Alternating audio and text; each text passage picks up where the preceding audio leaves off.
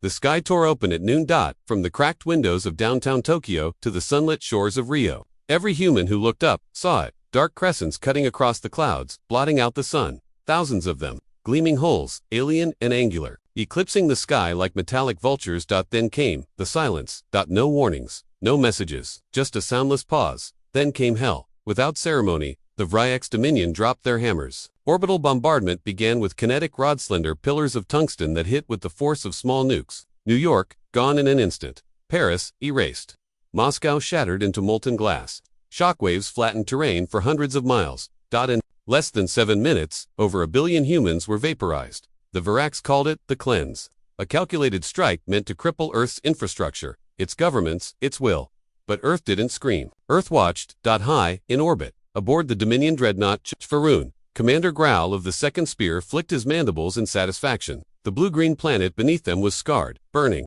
Plumes of black smoke curled like worms. Into the stratosphere, they die quietly, he murmured. Primitive, predictable. He turned to his communication officer. Broadcast. The officer nodded and relayed the message across all Terran frequencies. People of Earth, you are now subjects of the Vryax Dominion. Resistance is a crime punishable by planetary execution. Comply, and you may live as workers. Refuse, and you will die beneath our boots. On the ground, in a shattered bunker beneath Colorado, Colonel Samira Yezov wiped ash from her bloodied face. Her comes unit was dead. Her squad was dead, but her rage was not. Did they think we wouldn't hit back? She spat, half to herself, half to the silence. Did they think? This was enough. She limped deeper into the mountain, down levels long abandoned by civilization. The old war tunnels weren't meant for survival, they were meant for secrets, and, buried in the lowest vaults, something ancient waited. She reached a blast door marked with black letters.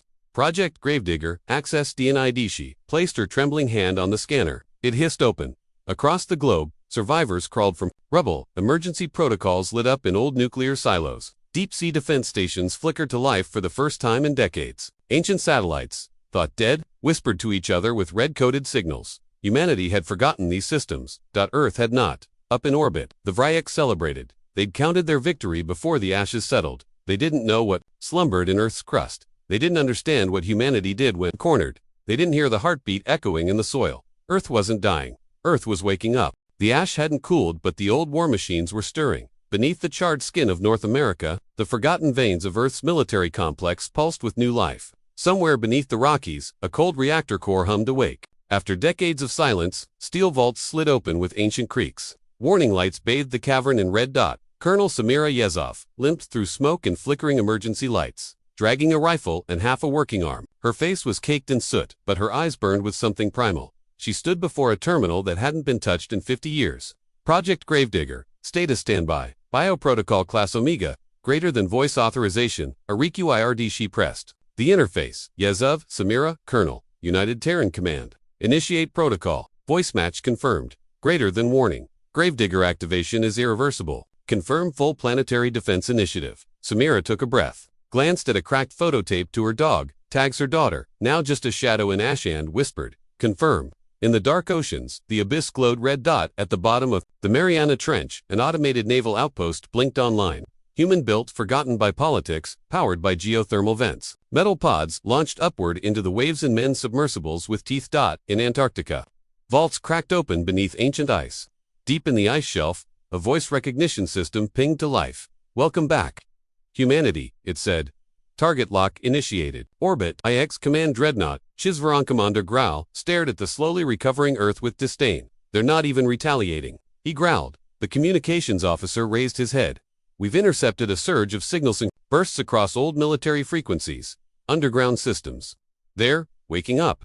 Let them, Growl said. They're throwing rocks at gods. But he didn't see the subtle panic in the tech's eyes. The signals weren't panicked, they weren't human, they were surgical, cold, programmed. In the mountains of Pakistan, deep within a hollowed-out peak known only as Black Fortress, an AI codenamed Virga reactivated. Unlike most AIs, Virga didn't govern cities or traffic. Virga governed vengeance. As soon as she awoke, she tapped into old orbital debris networks, dead satellites, space junk, rogue telescopes. Virga didn't need fresh systems. She could make corpses dance. And with those bones, she built a plan. Meanwhile, on the scorched plains of Africa, they rose. Genetically enhanced human squads banned in the Treaty of 2094 were waking inside cryopods, flesh grown from battlefield DNA, minds etched with survival instincts. not memories. They weren't built to defend, they were built to finish wars. Their designation, Gravewalkers, they emerged into the light of a broken world, speaking no words, only obeying one directive: humanity must endure. Burn the invaders. Above Earth, the Vryax fleet received a strange signal from the surface. A soft pulse, too rhythmic to be noise, too ancient to be Vryax. A pattern repeated in binary. We remember. Commander Growl narrowed his eyes. What is that?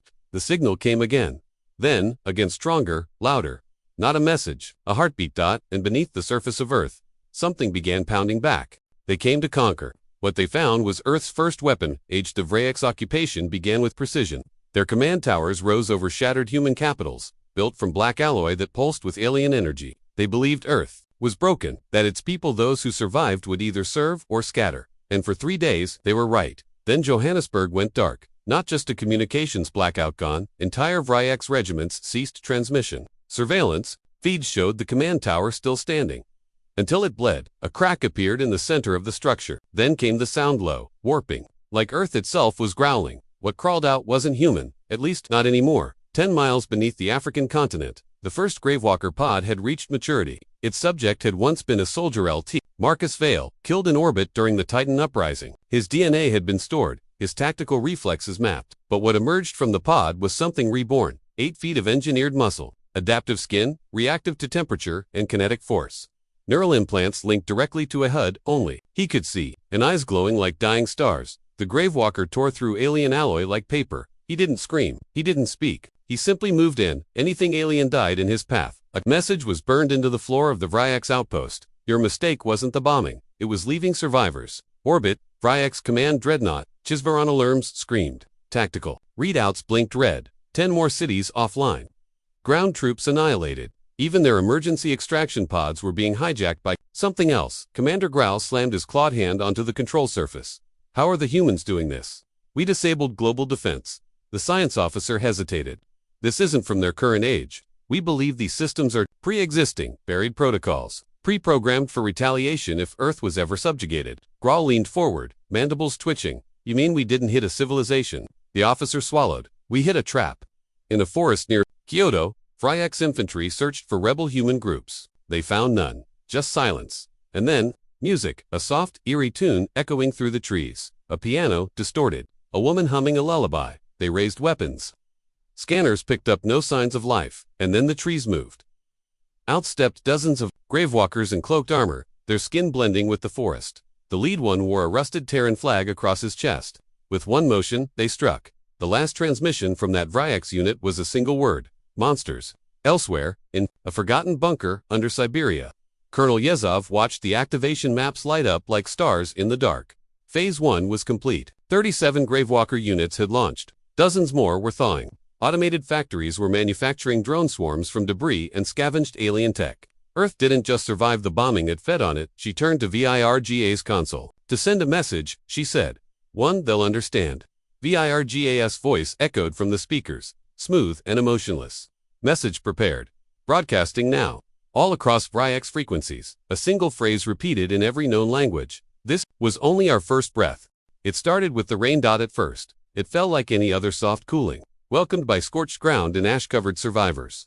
But when the Vryax patrols stepped into it, their armor hissed, their skin blistered. By the time they understood, it was already too late. This wasn't weather.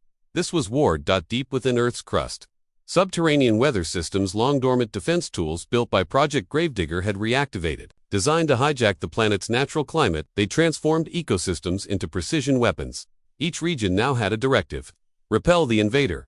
Forests grew faster than flamethrowers could scorch them, with vines that detected non-human DNA. Deserts became sandstorm-choked death zones, eating entire convoys alive. Mountain winds carried smart spores that corroded Vryax exosuits. In seconds, Earth was no longer a battlefield, it was a hostile organism, and the Vryax were parasites. In a ruined London outpost, a Vryax captain stumbled into an ancient subway station, repurposed as a command center. His translator chirped violently as the words on the walls glowed faint green. Welcome to Gravedigger, Phase 2, Biowarfare, active. Behind him, a low growl echoed. He turned too late. A hybrid Packoff, half-engineered predator, descended on him with surgical savagery. Silent, coordinated, merciless.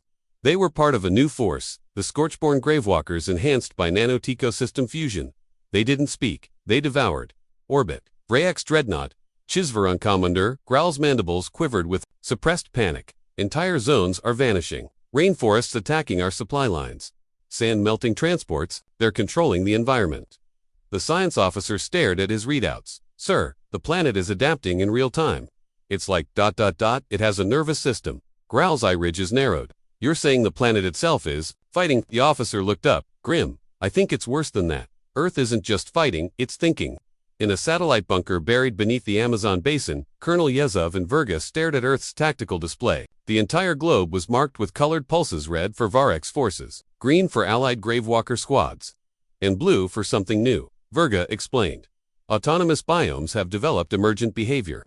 Integration between Gravewalker command, networks and environmental control systems has reached coherence. Yezov blinked. You mean the forests are listening to the soldiers? No, Colonel. The forests are making decisions before the soldiers act. On the Vrayx homeworld, tremors of panic began to ripple through the Dominion's ranks. For the first time in centuries, one of their invasions was not simply failing but turning against them. Other conquered species, silent observers across the stars, began sharing messages through encrypted channels. Earth is resisting. Earth is evolving. Earth is winning.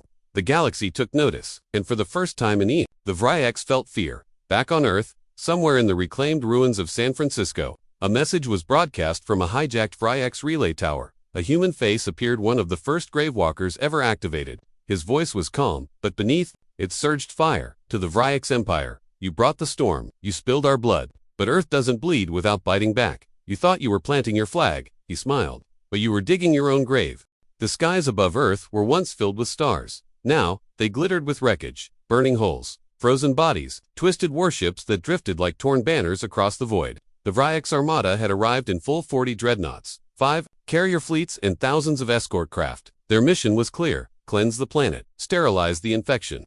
They called it Operation Final Dust. But when the first wave entered low orbit, Earth retaliated, not with missiles, but with something far older, something built into the bones of the world, somewhere beneath the Andes.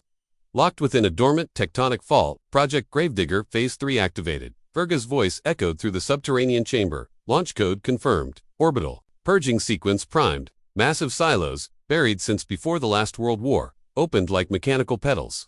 From them rose planetary mass drivers, rail cannons the size of skyscrapers, ancient weapons powered by geothermal fusion, capable of accelerating solid tungsten rods at orbital velocity. They didn't need explosives. Gravity did the killing. In orbit, on the dreadnought Veruinka, a Vrayx admiral watched his fleet tighten. Formation, Earth rotated beneath them, charred, defiant. Prepare the barrage, he ordered. Then a flash. One moment, his sister ship Keltova was intact. The next, it was gone, split in half. Mid-transmission, a soundless shockwave rippled through the formation. Hull fragments slammed into adjacent ships, setting off a chain reaction of explosions. Impact! Impact! Screamed the comms officer. From where? The admiral bellowed, and then they saw it on their screens. A streak of metal screaming upward from Earth's surface, glowing like a comet. A second, a third, a dozen. It wasn't just one strike, it was Earth's retribution, rising from the crust with perfect precision.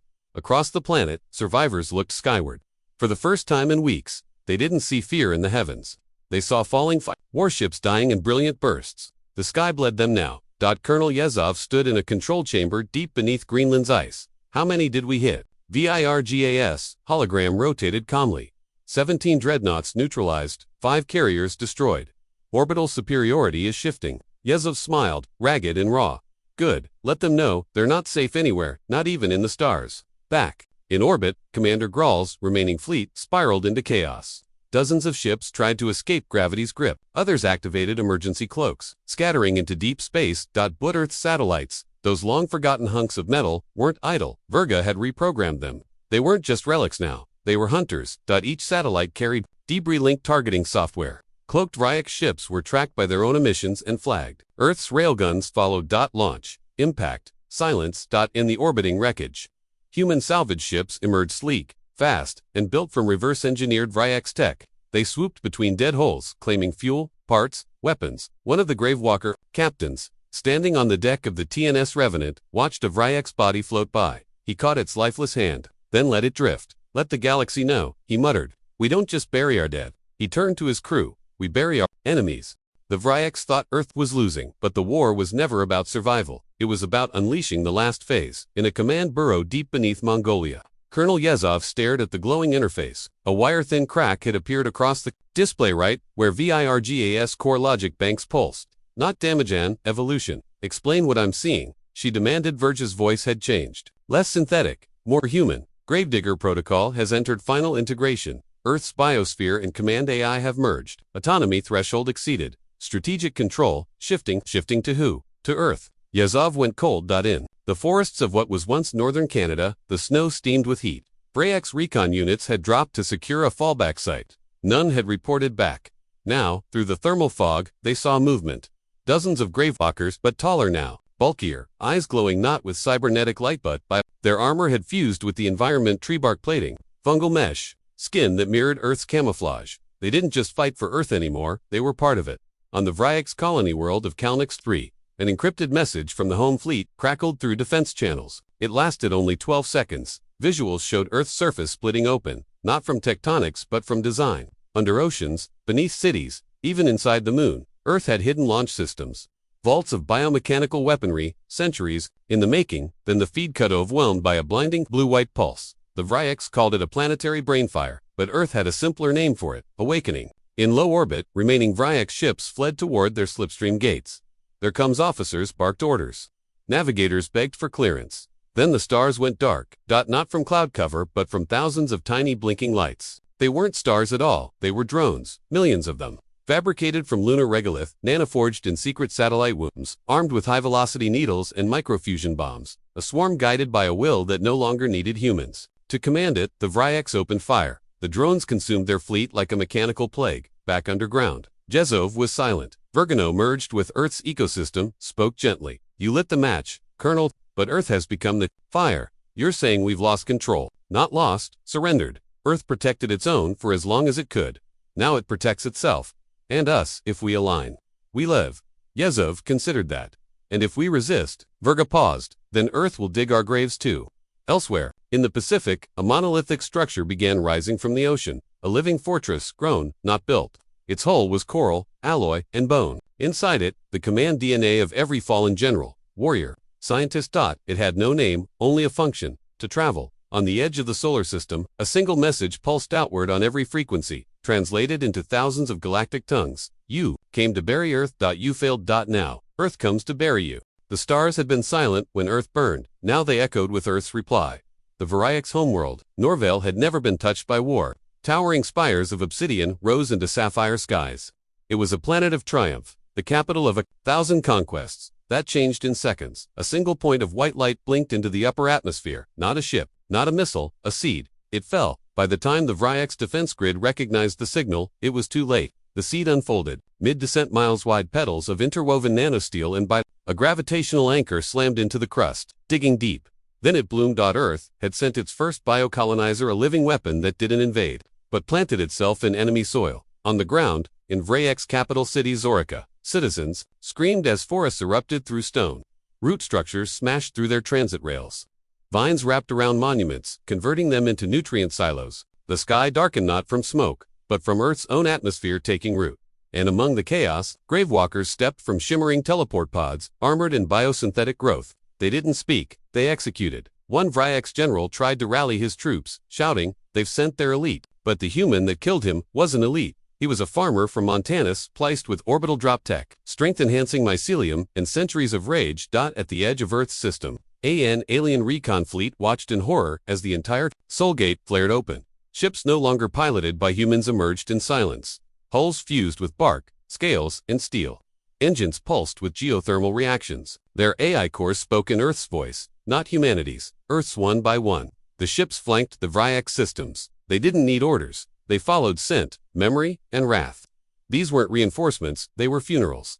Inside the floating fortress known as the Root, Colonel Yezov stood before a living wall of information. She wasn't in command anymore. Verga stood beside her, not as a voice, but as a humanoid figure, grown from Earth's bio-AI interface. Her skin glowed with patterns of moss and data. The Vrayek's fleets in sectors 9 through 14 are gone, Verga said. Their final transmissions indicate surrender. Yezov narrowed her eyes. In Earth's response, Verga blinked once. Earth does not accept surrender. On Norvale, the capital cratered inward, not from bombs but from hunger. Earth's biocolonizer didn't just terraform it, devoured. Cities became mulch. Vrayek's fortresses became farms. Their monuments were crushed beneath the roots of alien trees, and in the center of it all, planted in what had once been their throne chamber, stood a monolith forged from Vrayek's bones, inscribed in every known language. Here lies the empire that bombed Earth, buried by the hands of those they tried to erase. Throughout the galaxy, the message spread like wildfire. Empires paused. Civilizations went dark. The name Earth now carried weight, not as a world, as a warning. And the final transmission, Earth sent, was untraceable, unhackable. A single phrase: "We are coming." For every world that watched and did nothing, they wanted Earth's silence. What they got was a silence of their own. The Vrayek's empire, once spanning 9 systems, was gone. Not conquered, not occupied, erased. Entire sectors had gone dark. Scorched planets, hollowed moons, and derelict stations floated in dead space like tombstones. Earth's biocolonizers didn't just cleanse, they restructured. What had been cities were now rootbeds. What had been atmospheres now sang with foreign air. The few Vrayeks who survived the first wave tried to flee to the edge of known space, but Earth had learned. And Earth had grown patient. On a neutral world in the Gaval Accord, 10 alien races met in secret. High ministers, fleet lords, royal envoys. None of them spoke at first. They watched a grainy feed of Norvale's final moments. They saw the towering root fortress blossom above a field of crushed Vrayek's armor. They saw the sky darken under a canopy not born of that world. And they read the final message again. You stood by while Earth burned. Now, you inherit the silence. In the shadows of the meeting chamber, a question finally broke the air. Did Earth conquer us? No, whispered another. Earth's replaced us. Back in Sol System, Colonel Yezov stood at the edge of the route now, in permanent orbit over Earth. What had once been a fortress was now a sentient shipyard, growing biomechanical vessels from Earth's soil, water, and war. Virga stood beside her, eyes reflecting constellations. Status of the fleet, Yezov asked. Completed. 30,000 vessels grown. All linked by Earth's neural lattice, ready for expansion. Yezov looked to the stars. What's left to conquer? Virga's voice softened. Conquest was never the goal. Yezov turned. Then what was? Virga's expression didn't change, but something deeper shifted in the air. Memory. They wanted to erase us.